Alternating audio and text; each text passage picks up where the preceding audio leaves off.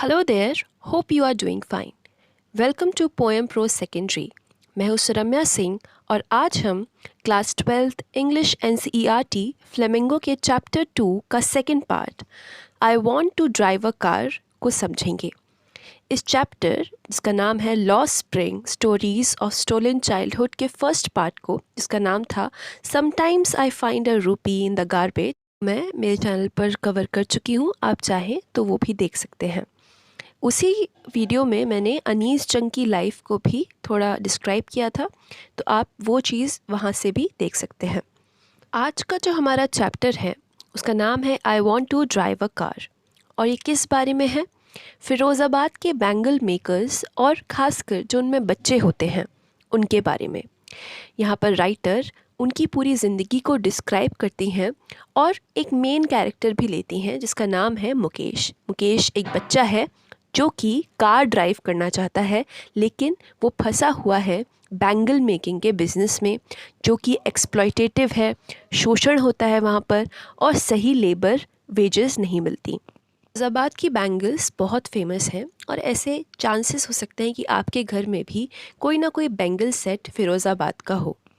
Exams आने वाले हैं और अब हमको पढ़ाई करनी है, लेकिन पैनिक नहीं करना, केवल पेशेंट रहकर सही डायरेक्शन में पढ़ाई करनी है और मेरा चैनल आपको उसमें हेल्प करने की कोशिश करेगा। आज का हमारा चैप्टर और इंग्लिश के और किसी भी सब्जेक्ट के सभी चैप्टर्स को हमें एग्ज़ाम पॉइंट ऑफ व्यू से तो एस करना ही है, और वो करने के लिए हमें असल में उनकी मीनिंग्स और जो असल उनका मैसेज है वो भी समझना होगा, क्योंकि आप एग्ज़ाम के लिए तो तैयार हो ही जाएंगे उस चीज़ से, और आपको हमेशा लाइफ लॉन्ग के लिए ये कहानियाँ, ये चैप्टर्स हमेशा एनरिच करते रहेंगे, आपको हमेशा कुछ सिखाते रहेंगे।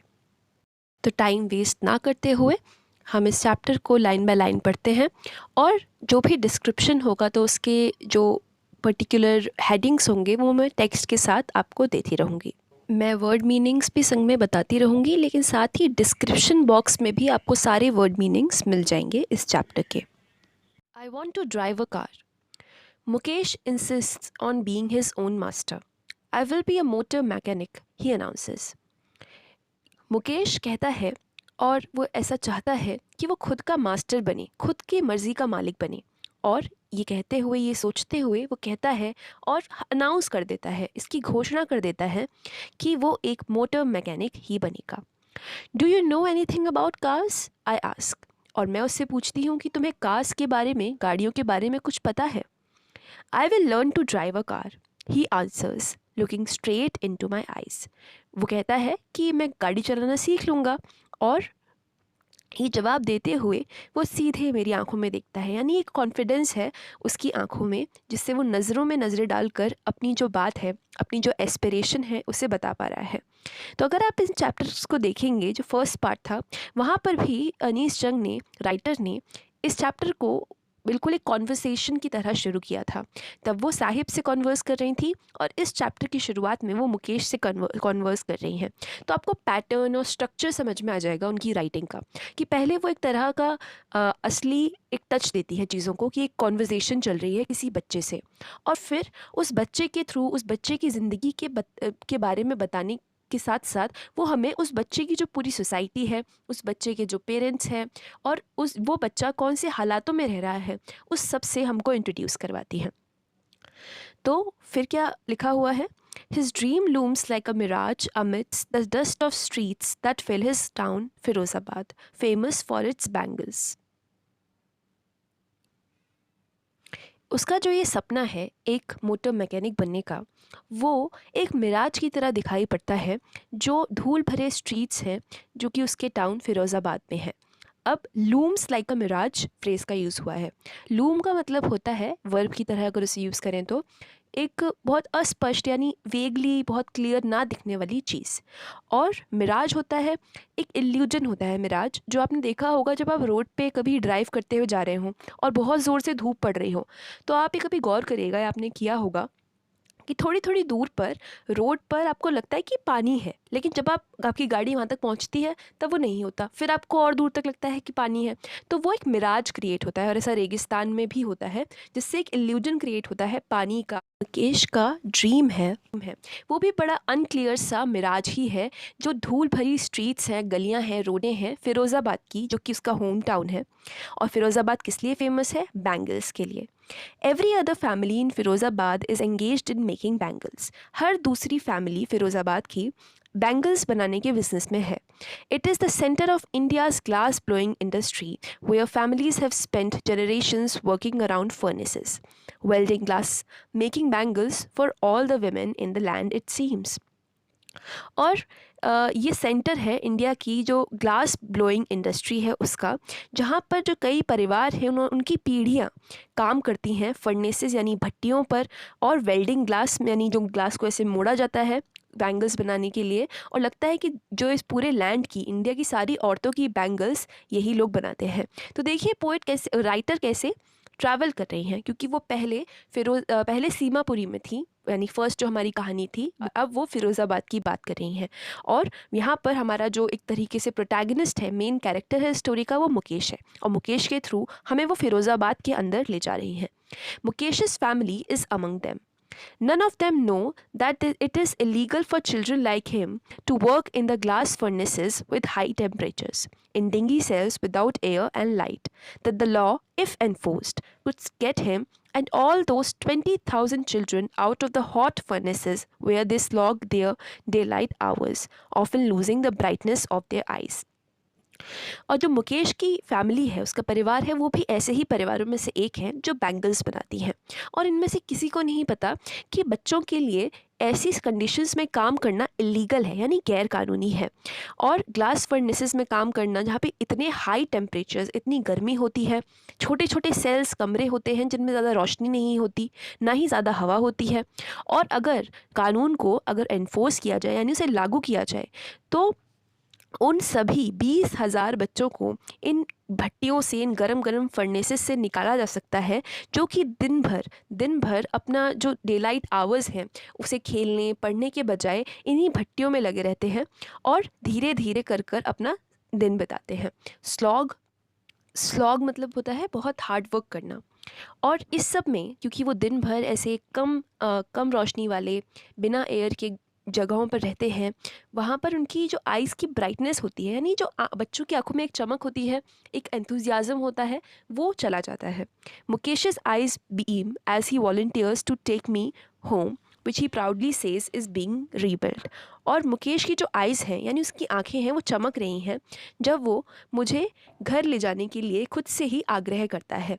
वो चाहता है कि जो राइटर हैं वो उसके घर चलें, और वो बड़े ही गर्व से उन्हें बताता है कि उसका घर फिर से बनाया जा रहा है, यानी कुछ काम चल रहा है उसके घर में। We walk down stinking lanes choked with garbage, past homes that remain hovels with crumbling walls, wobbly doors, no windows, crowded with families of humans and animals coexisting in a primeval state. फिर हम ऐसी गलियों के पे चल पड़ते हैं जो कि बदबू से भरी हैं, और जिनके जो रास्ते हैं, नालियाँ हैं, वो गार्बेज से बिल्कुल चोक्ड है, यानी बिल्कुल बंद हो चुके हैं। और ऐसे घरों से हम गुज़रते हैं जो कि होवल्स हैं और उनकी क्रम्बलिंग वॉल्स हैं। और जिन घरों से वो गुज़रते हैं वो होवल्स हैं। होवल्स, यहाँ पे आप इमेज देख सकते हैं, सिंपली बने हुए घर होते हैं जो कि कई बार बहुत गंदे होते हैं, ढंग से जिनमें कोई छत ना कोई फर्श होता है। तो और वो होवल्स हैं और उनमें क्रम्बलिंग वॉल्स हैं, टूटने वाली हैं ऐसी लगती हैं वॉल्स, बहुत कमज़ोर उसकी दीवारें हैं। वॉबली डोर्स, यानी डोर्स भी ऐसे हैं बड़े कमज़ोर से, बिल्कुल टूटने वाले जैसे। वॉबली डोर्स से मतलब है जो कि ऐसे हिलते रहते हों डोर्स, ढंग से जो लगे ना हों अपनी जगह। नो विंडोज़, कोई भी विंडोज़ नहीं है। और उन सब में फैमिलीज़ रहती हैं, परिवार रहते हैं, और उन परिवारों में ह्यूमंस भी हैं, इंसान भी हैं, और जानवर भी हैं। और वो दोनों संग में ऐसे रहते हैं जैसे पुराने ज़माने में जब आदि मानव थे हम, तब ह्यूमंस और एनिमल्स एक ही साथ एक ही गुफा में रहते थे, वैसे ही ये लोग आज उन घरों में, उन छोटे छोटे होवल्स में रहते हैं। He stops at the door of one such house, bangs a wobbly iron door with his foot and pushes it open. वो ऐसे ही एक घर की दरवाजे के आगे रुकता है और अपने पैर से ऐसे ही वॉबली आयरन डोर को ऐसे बैंग करता है, उसको बजाता है पैर से और धक्का मारकर पैर से ही खोल देता है। We enter a half-built shack. In one part of it, thatched with dead grass, is a firewood stove over which sits a large vessel of sizzling spinach leaves. अब हम जहाँ पे एंटर करते हैं, घुसते हैं, वो है एक हाफ बिल्ड, आधा आधा बना हुआ अधकचरा सा शैक। शैक यानी कि एक कमरा या फिर एक घर छोटा सा। इस छोटे से घर का एक कोना है, वो उसकी जो रूफ है, छत है, वो डेड ग्रास से बनी हुई है। डेड ग्रास यानी सूखी हुई जो ग्रास होती है, घास होती है। और उस वहीं पर क्या रखा हुआ है, एक फायरवुड का स्टोव, जिस पर एक बड़ा सा लार्ज वेसल रखा गया है, यानी एक बड़ा सा बर्तन रखा गया है। और उसमें पालक के पत्ते बहुत ही गरम गरम सिजलिंग उबल रहे हैं या पक रहे हैं। On the ground in large aluminium platters are more chopped vegetables. जो ग्राउंड है उसमें बड़े बड़े एल्यूमिनियम के जो प्लेटर्स हैं, यानी प्लेट्स हैं, उन पर और भी कटे हुए सब्जियां रखी हुई हैं। A frail young woman is cooking the evening meal for the whole family. Through eyes filled with smoke she smiles. एक बहुत पतली सी, बहुत कमज़ोर सी, एक बिल्कुल यंग जवान औरत वो उस मील को बना रही है। इवनिंग मील है उन लोगों की, शाम का खाना है। और फिर उसकी आंखों में स्मोक भरी हुई है, क्योंकि ऑब्वियस सी बात है वो फायरवुड पर खाना बना रही है, तो बहुत ज़्यादा धूल उठती है चूल्हे से, तो उसकी आंखों में जा रही है वो धूल, और उसके बीच में से वो मुस्काती है। वो कौन है? She is the wife of Mukesh's elder brother. Not much older in years, she has begun to command respect as the बहू। वो मुकेश के जो बड़े भाई हैं उसकी पत्नी है, यानी मुकेश की भाभी हैं वो। और भले ही वो बहुत यंग हैं, ज़्यादा बड़ी नहीं हैं, ज़्यादा मैच्योर नहीं होंगी वो, लेकिन उन्होंने अपने घर में कमांड एक बहू की तरह और रिस्पेक्ट अपने एक बहू की तरह, डॉटर इन लॉ की तरह पाली है। Already in charge of 3 men, her husband Mukesh and their father. वो 3 आदमियों की इंचार्ज है, उसके खुद के हस्बैंड मुकेश और उन दोनों के फादर, यानी उसके फादर इन लॉ यानी ससुर। When the old man enters he gently withdraws behind the broken wall and brings her veil closer to her face. जब ओल्डर मैन यानी कि उसके ससुर जो है, यानी मुकेश के जो पिता हैं, वो आते हैं, तो वो धीरे से, बड़े आराम से जो वॉल है उसके पीछे ऐसे दुबक जाती है, पीछे खिसक जाती है, और जो वॉल टूटी हुई है और जो उसकी वेल है यानी घूंघट है, उसे अपने फेस से और क्लोज ले आती है, यानी चेहरा ढकने लग जाती है वो, क्योंकि ऐसा ट्रेडिशन है। As custom demands, daughters in law must veil their faces before male elders. और जैसा रिवाज कहता है कि बहुओं को अपने जो मेल एल्डर्स होते हैं, घर के जो ससुर हैं और जिन्हें जेठ कहते हैं, उनके सामने अपना चेहरा ढक लेना चाहिए। In this case, the elder is an impoverished bangle maker. Despite long years of hard labor, first as a tailor, then as a bangle maker, he has failed to renovate a house, send his 2 sons to school. All he has managed to do is teach them what he knows, the art of making bangles. और यहाँ पर जो घर का बड़ा है, वो कौन है? एक बहुत गरीब बैंगल मेकर, चूड़ी बनाने वाला। और इतने सालों की हार्ड लेबर, इतनी कड़ी मेहनत के बाद भी वो पहले तो एक टेलर था, पहले वो एक टेलर का काम करते थे, दर्जी थे, और फिर वो बैंगल मेकिंग में गए। लेकिन इस सब के बाद भी, इतने लेबर के बाद भी, उन्होंने अपना हाउस जो था वो अच्छे से नहीं बनवा पाया, उसे रेनोवेट नहीं करवा पाया, और ना ही अपने 2 बच्चों को, 2 जो उनके सन्स हैं, बेटे हैं, उन्हें स्कूल भेज पाए। उन्होंने बस इतना कर पाया कि उन्हें एक चीज़ सिखा दें जो उन्हें आती थी, बैंगल, चूड़ी बनाने की कला। It is his karam, his destiny, says Mukesh's grandmother, who has watched her own husband go blind with the dust from polishing glass of bangles. अब कोई और बोलता है, यहाँ पे एक और कैरेक्टर है जो है मुकेश की ग्रैंडमदर, यानी मुकेश के पापा की माँ, जिन्होंने खुद के हस्बैंड को, यानी मुकेश के ग्रैंडफादर को ब्लाइंड होते हुए देखा है। किससे? जो डस्ट होती है, जो कि बैंगल्स की पॉलिश से निकलती है, जो धूल, उससे वो ब्लाइंड हो गए थे। और वो बोलती हैं कि ये उनका कर्म है, उनकी डेस्टिनी है, यही उनकी किस्मत है। Can a God given lineage ever be broken? She implies. वो कहती हैं कि जो भगवान की बनाई हुई लीनिएज है, यानी एक ही लाइन में जो चीज़ बनाई हुई है कि इसका बेटा यही करेगा, एक के बाद एक लीनिएज सेट हो जाती है ना, कि लाइन वाइज जो लोग कर रहे हैं इतने सालों से, वो क्या कभी टूट सकती है? ऐसा उसका बोलना है। Born in the caste of bangle makers, they have seen nothing but bangles. In the house, in the yard, in every other house, every other yard, every street in Firozabad.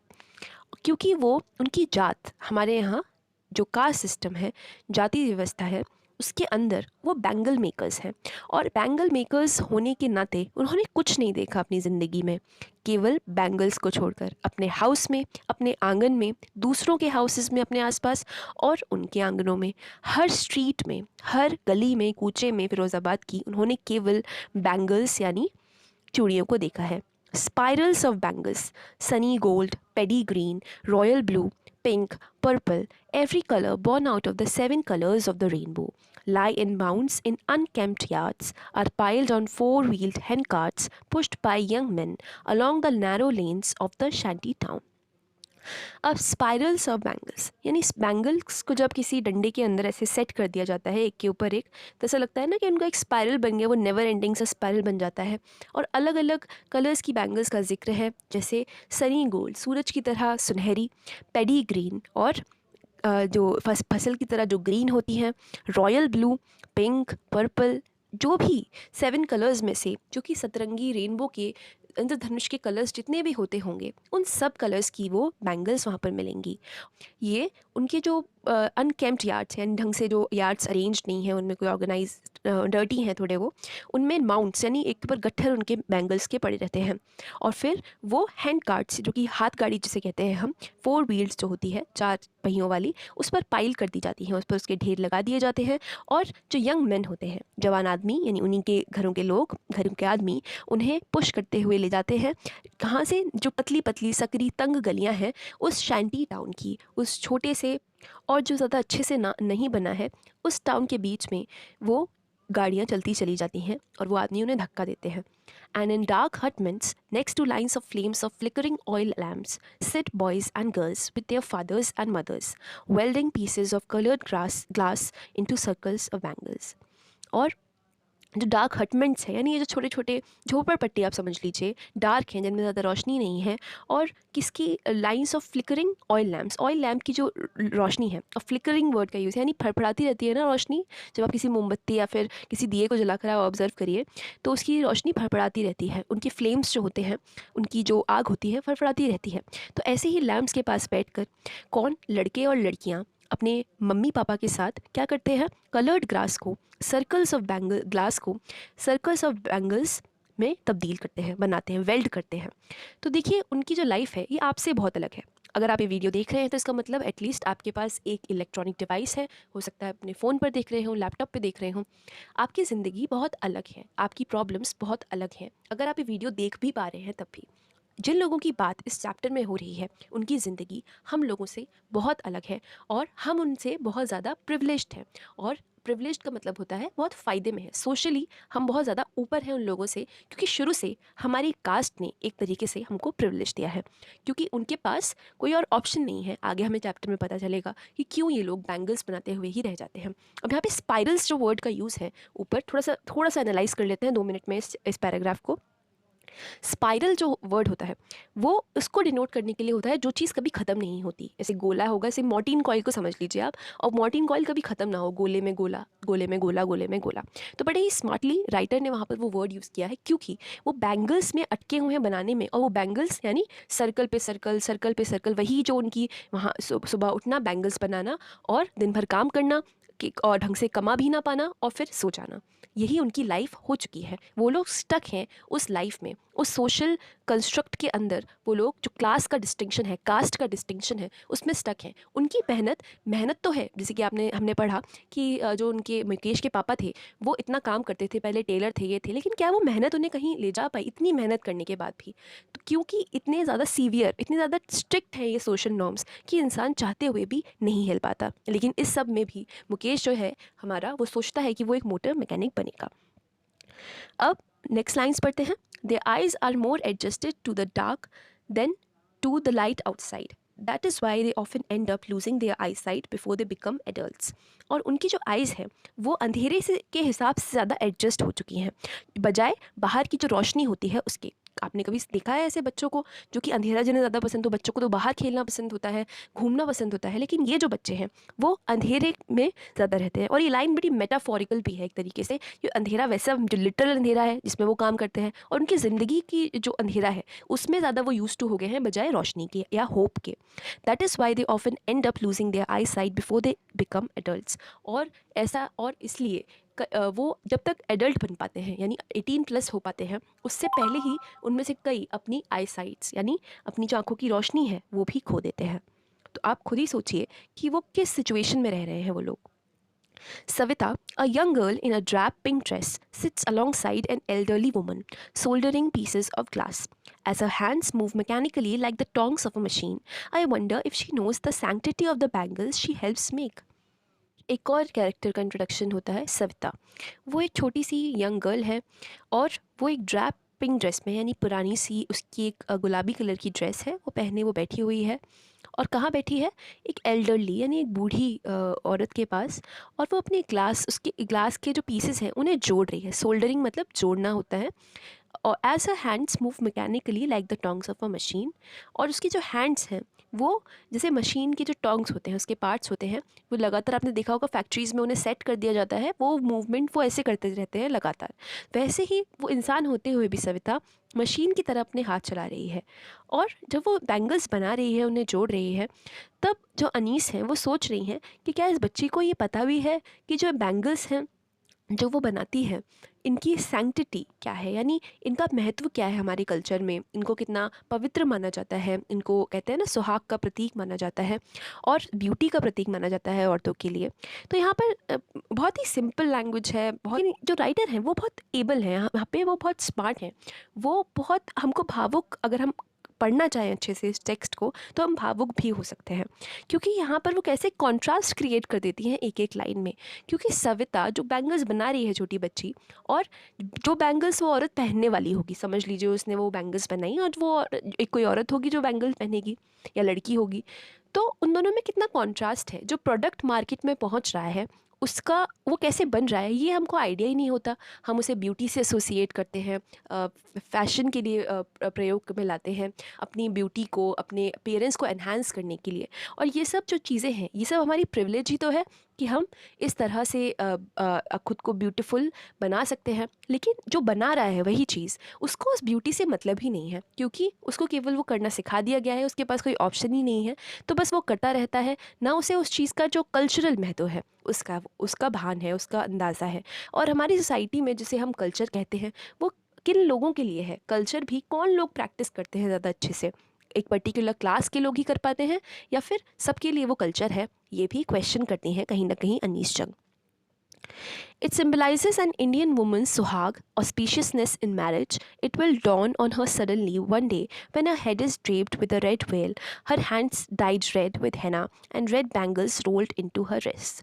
और जो बैंगल्स हैं वो किसके प्रतीक हैं, किसके सिंबल हैं? एक एक जो हिंदुस्तानी औरत होती है और उसके सुहाग के, यानी जो being married, the state of being married for a women. और ऑस्पिशियसनेस यानी शुभ जो चीज़ें होती हैं उसका प्रतीक होती है उसकी लाइफ में, और उसकी जो मैरिज है, उसकी शादी है उसमें।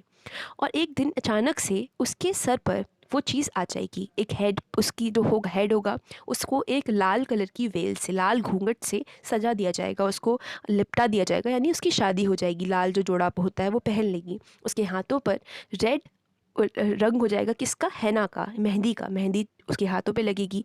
और रेड बैंगल्स उसकी रिस्ट में, उसकी रिस्ट यानी कलाइयों में पहना दिए जाएंगे। She will then become a bride like the old woman beside her who became one many years ago. फिर वो ब्राइड बन जाएगी, एक दुल्हन बन जाएगी, जैसे कि जो ओल्ड वुमन उसके बगल में बैठी हुई है वो भी किसी दिन कभी बनी होगी, बहुत सालों पहले। She still has bangles on her wrist but no light in her eyes. एक वक्त सेर भर खाना भी नहीं खाया, she says in a voice drained of joy. और उसके वो कहती है कि जो एल्डरली वुमन है जिसके पास बैठी हुई है, उसकी हाथ कलाइयों में बैंगल्स तो हैं पर उसकी जो आंखें हैं उनमें कोई रोशनी नहीं है, यानी कोई भी होता है ना, कुछ जॉय नहीं है उसकी लाइफ में। और वो बड़े प्लेनली, बिना किसी खुशी के, बिना किसी अपनी आवाज़ में किसी तरीके के पॉजिटिव इमोशन के बोलती है, एक वक्त सेर भर खाना भी नहीं खाया। और मतलब इतने साल हो गए, वो एल्डरली हो चुकी है वुमन, और उसने अपनी पूरी ज़िंदगी में एक वक्त जो प्रॉपर एक खाना होता है जो हम खाते हैं, पेट भर के जो खाना होता है, सेर भर एक पर्टिकुलर क्वांटिटी होती है, वो तक नहीं खाया। तो आप इमेजिन कर सकते हैं कि वो कैसी कंडीशंस में जी रही है और जीती आई है, और वहाँ पर अभी भी कुछ बदला नहीं है। She has not enjoyed even one full meal in her entire lifetime. That's what she has reaped. और अनीस भी वही बात दोहराते हुए कहती है कि यही उसने काटा है। रीप मतलब काटा है उसने। इतनी जो हार्ड लेबर था पूरी लाइफ का, उसका उसे क्या मिला, क्या क्या सिला मिला। Her husband, an old man with a flowing beard, says, I know nothing except bangles, all I have done is make a house for the family to live in. और उसका जो हस्बैंड है, जो कि एक बूढ़ा आदमी है, और उसकी जो दाढ़ी है वो फ्लोइंग है, यानी बड़ी लंबी सी उसकी लहराती हुई दाढ़ी है, वो कहता है कि मैं तो चूड़ियों के अलावा कुछ जानता ही नहीं हूँ, और अपनी पूरी ज़िंदगी में मैंने केवल अपनी जो फैमिली है, परिवार है, उसके लिए केवल एक हाउस, एक घर बना पाया है। और घर भी हमको पता है वहाँ पर कोई बहुत आलीशान घर तो नहीं है, प्रॉपर आलीशान भी छोड़िए, जो मिडिल क्लास टाइप के घर होते हैं, छोटे घर भी होते हैं, वो भी नहीं है। तो आप ये इमेजिन कर सकते हैं हम लोग इस पूरे टेक्स्ट से कि हमारे यहाँ जो पे की डिस्पैरिटी कितनी ज़्यादा है। कुछ लोगों को एक अच्छी पे मिलती है, वो आगे बढ़ते हैं लाइफ में, और कुछ लोग नहीं बढ़ पाते। और क्यों नहीं बढ़ पाते, ये हम और आगे बढ़ते बढ़ते जानते हैं। Hearing him one wonders if he has achieved what many have failed in their life time, he has a roof over his head. और उसको सुनते सुनते कोई इंसान सोचेगा कि कम से कम उसने वो अचीव किया है, वो पाया है अपनी लाइफ में, जो कि कई लोग नहीं कर पाए उसके साथ के। उसके सर पर छत है, जो कि बाकी लोगों के पास, कई लोगों के पास नहीं है। The cry of not having money to do anything except carry on the business of making bangles, not even enough to eat, rings in every home. अब जो हर घर की वहाँ पर क्या कहानी, हर घर से एक तरीके का रोना निकलता है, यानी रोने की आवाज़, और मतलब ना रोते हुए भी एक तरीके की, समझ लीजिए, एक दर्द है हर घर में कि अ, उनके पास मनी बनाने के लिए कोई और ज़रिया नहीं है। और केवल क्या कर सकते हैं वो लोग, उनके उनके पास इतना पैसा ही नहीं है कि वो कुछ और कर सकें। अगर आप सोचेंगे, आप सोच सकते हैं कि स्कूल भेज दो ना, सरकारी स्कूल तो फ्री होता है, उनको भेज दो। लेकिन अगर वो अपने बच्चों को सरकारी स्कूल में भेजने लग जाएंगे, तो अभी उनकी हालत देख लीजिए। वो उस औरत ने बताया कि एक टाइम का खाना भी नहीं खा पाते। तो अगर उनके फैमिली में से एक मेंबर भी कहीं जाने लग गया पढ़ने लिखने, तो उतना उसका लेबर कट जाएगा, और उनको खाने तक के लाले पड़ने लग जाएंगे। तो क्या होता है, वो लोग स्टक हो जाते हैं उस जगह पर जहाँ पर उन्हें छोड़ा गया है सोसाइटी द्वारा, कि सब लोग काम करो तभी हम लोग कुछ खा पी पाएंगे, तभी हम लोग ज़िंदा रह पाएंगे। और कुछ और करने का टाइम, कुछ और करने के लिए थोड़ा इन्वेस्टमेंट चाहिए। अगर कुछ और बिज़नेस भी वो लोग सोचे कि ये करते हैं, तो उसके लिए इन्वेस्टमेंट चाहिए, वो है नहीं उनके पास, क्योंकि वो सेव होता ही नहीं है। और खाने के लिए भी उनके पास प्रॉपर खाना नहीं होता। और ये हर घर की कहानी है। जो यंग मैन हैं echo the lament of their elders, जो यंग मैन हैं आज, जो जवान हैं, वो अपने बूढ़े जो एल्डर्स हैं, उनके जो उनसे बड़े लोग हैं, वही उन्हीं के जो बातें हैं उनको एको करते हैं। वही बातें उनकी बातों में भी गूंजती हैं, यानी जो पुराने हाल थे, पुराने लोगों के संग था, वही नए लोगों के साथ है। Little has moved with time it seems in Firozabad, years of mind numbing toil have killed all initiative and the ability to dream. वो कहते हैं कि फ़िरोज़ाबाद में लगता है वक्त के साथ कुछ नहीं बदला, और इतने साल की इतनी मेहनत, टॉयल मतलब बहुत ज़्यादा हार्ड वर्क या मेहनत, जिससे दिमाग नम हो गया हो, दिमाग सुन्न पड़ जाए। और इतनी उसने क्या किया है कि इस उन लोगों का जितना इनिशिएटिव होता है, सपने देखने की जो एक एबिलिटी होती है कि हाँ मैं भी कर सकता हूँ या कर सकती हूँ, उसको मार दिया है। क्योंकि आपको मन है आज कि मैं ड्राइंग करता हूँ या फिर करती हूँ, या फिर चलो मैं आज अपना होमवर्क करती हूँ, आपकी मम्मी आपको हाथ पकड़ के उठाए और एक अंधेरे कमरे में ढकेल दें कि जा बैंगल्स बना जाके, तो आपको कितनी घुटन फील होगी। उन बच्चों को कभी कुछ समझ में आएगा ही नहीं, क्योंकि वो ऐसा कभी सोच ही नहीं सकते। राइटर उनसे पूछती हैं कि आप लोग आपस में एक कोऑपरेटिव क्यों नहीं बना लेते हो। और ये वो किससे पूछती हैं, उन यंग मैन से, उन जवान आदमियों से, उनके बीच में जो हैं, जो कि मिडिल मैन के जो विशियस सर्कल होते हैं उसमें ट्रैप हो गए हैं, फंस चुके हैं। और इसी मिडिल मैन के जो सर्कल थे, उन्होंने ही उनके फोर फादर्स और फादर्स को ट्रैप किया था। अब इसका क्या मतलब हुआ? विशियस सर्कल्स यहाँ पे इंपॉर्टेंट फ्रेज़ है, क्योंकि विशियस मतलब बहुत बुरा और सर्कल आप जानते हैं गोला। गोले पर अगर आप एक बार चलना शुरू करेंगे, आप कितना भी चलता जाए, लेकिन जब आप लौट कर आएंगे तब आप उसी जगह पर वापस खड़े होंगे जहाँ से आपने शुरू किया था। यानी आप कहीं गए ही नहीं, आप आगे बढ़े ही नहीं। तो एक सर्कल बन जाता है किसका? मिडलमैन का। अब मिडलमैन का जो रोल है यहाँ पर, यानी उन्हें हिंदी में बिचौलिए बोलते हैं।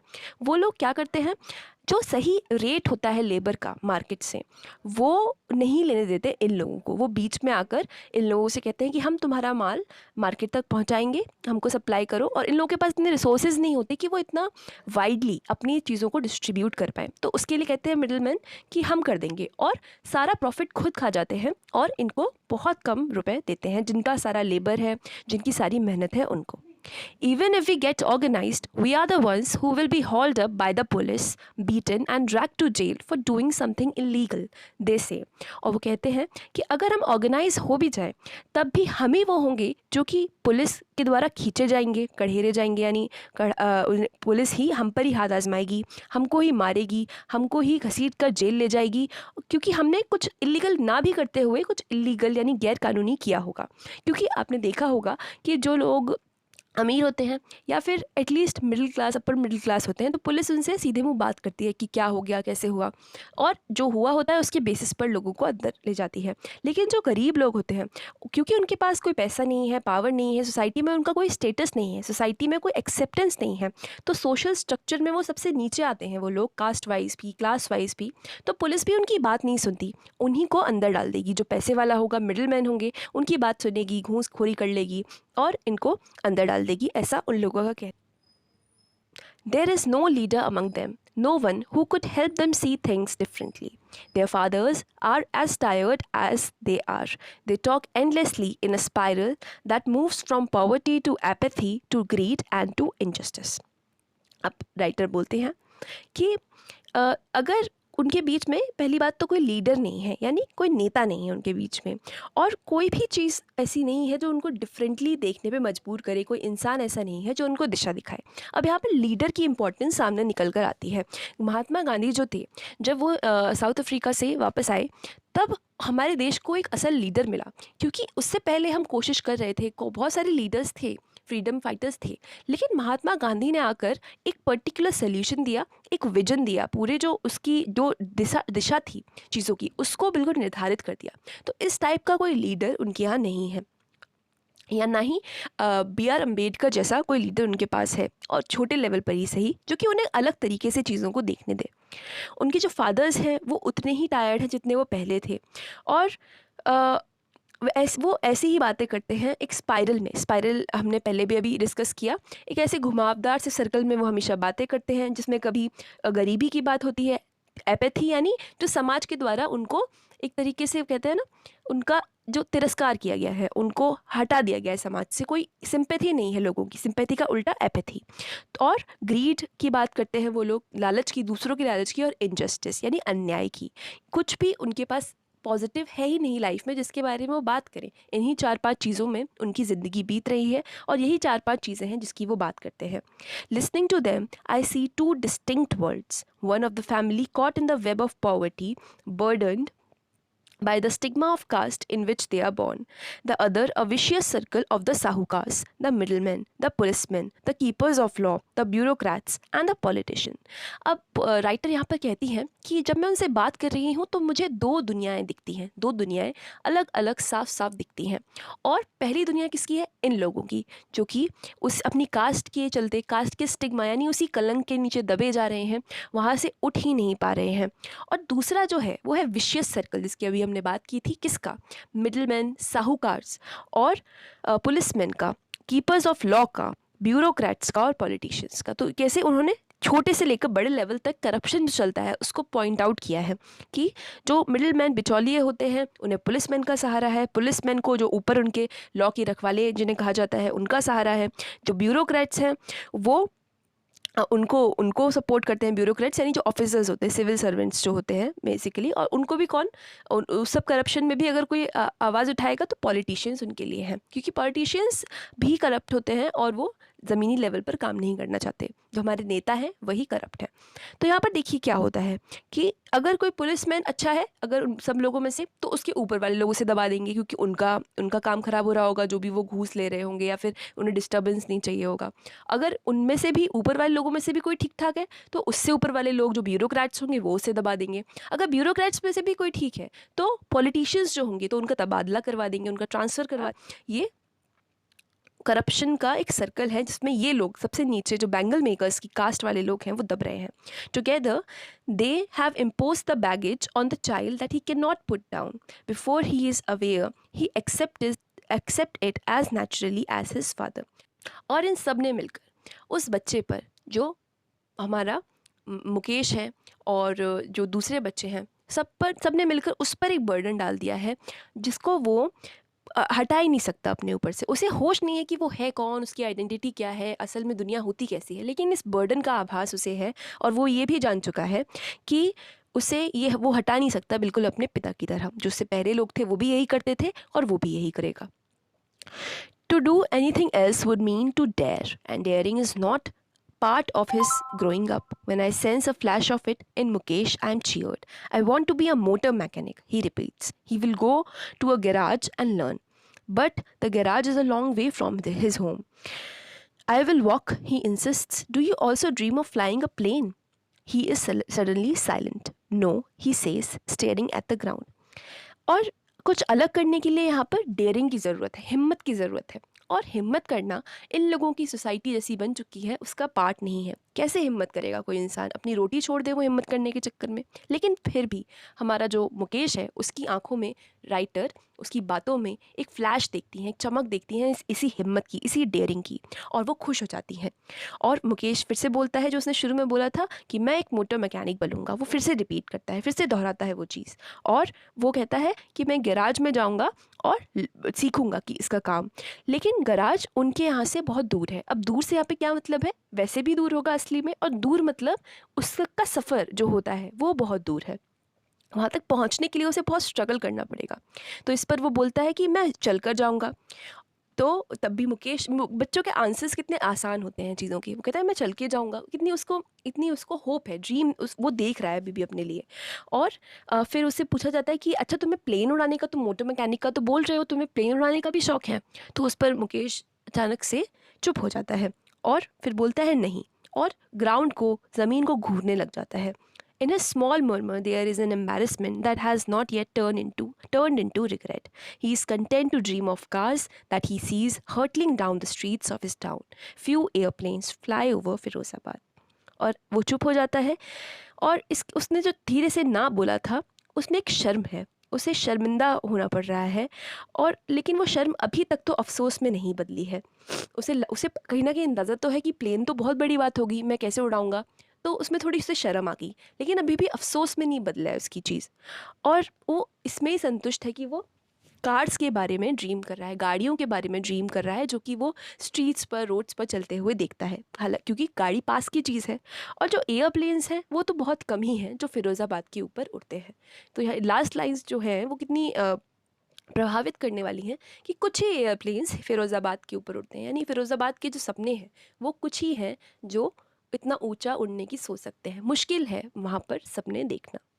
तो इस चैप्टर के अंदर कई सारी ज़िंदगियाँ थीं, और वो ज़िंदगियाँ किन किन कंडीशंस में रह रही हैं हमको पता चलता है। अंत में हम मुकेश की जो चाह है कि I want to drive a car, उसके साथ एम्पथाइज़ करते हैं, और हम चाहते हैं, जी जान से चाहते हैं कि मुकेश एक दिन अपना सपना पूरा करे और उससे भी आगे जाए। लेकिन मुकेश के लिए चीयर करते हुए भी हमको सोचना होगा कि ऐसी दिक्कतें हमारी सोसाइटी में क्यों एग्जिस्ट करती हैं, और किस तरह क्लास और कास्ट हमारी सोसाइटी को डोमिनेट करते हैं। तो ये थी अनीस चंग की बेहतरीन piece of writing, I want to drive a car. अगर आपको इस वीडियो से इस चैप्टर को समझने में हेल्प मिली हो तो वीडियो को लाइक ज़रूर करें। चैनल पोएम प्रो सेकेंडरी को सब्सक्राइब भी करें, क्योंकि रेगुलरली यहाँ पर क्लास 12th और आपके बोर्ड एग्ज़ाम से जुड़े हुए अपडेट्स आते हैं, जिससे आप अपनी स्टडी को रेगुलर कर सकते हैं और कंसिस्टेंसी के साथ पढ़ सकते हैं।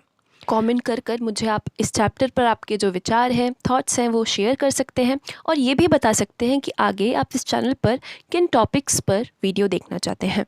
अगर आपका एग्ज़ाम है तो all the very best and most importantly take care of your family, friends and yourself.